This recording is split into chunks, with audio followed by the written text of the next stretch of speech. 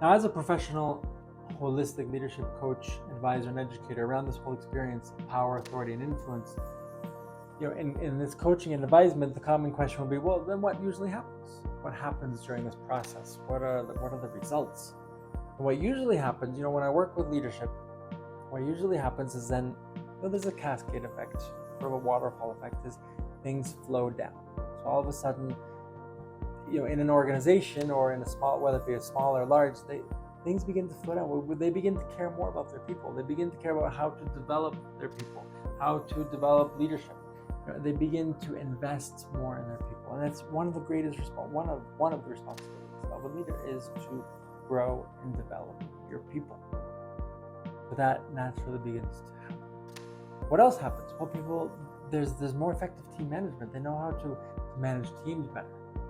They know how to, meeting management as well, how to run meetings, because these are all things that eventually come up in our sessions.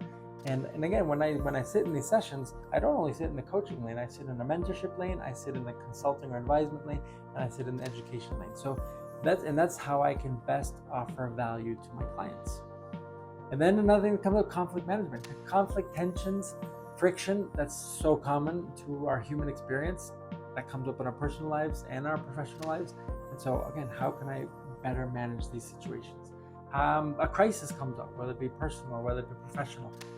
And what happens, whether it be conflict or whether it be crisis, is what happens is our brain sort of shuts down. Our brain gets very narrow because our brain looks to protect us. But what we need in moments of crisis, what we need in moment of conflict, is to be able to think bigger and think broader. And that's why having people or having someone to talk to about this, and then even bringing more experts in on different, depending what the crisis is in this case, will be very helpful. But in conflict and in crisis, it's very helpful to have someone that helps broaden my view rather than shrink my view.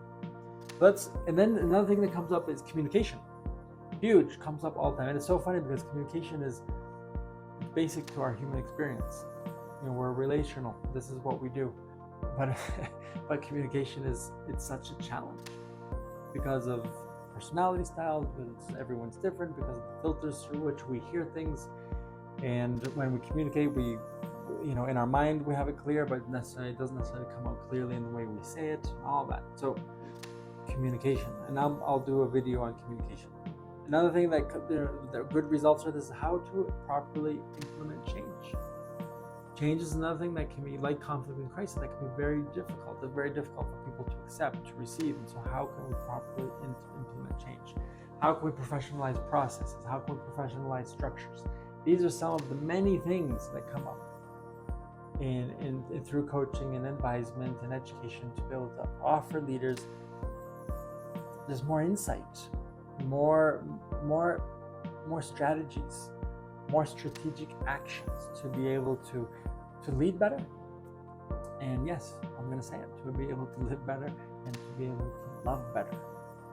So these are some of the many results that people can get from the coaching relationship. All right, my good people, we'll see you in our next video. Thank you very much, and continue to follow me on social media. Next time.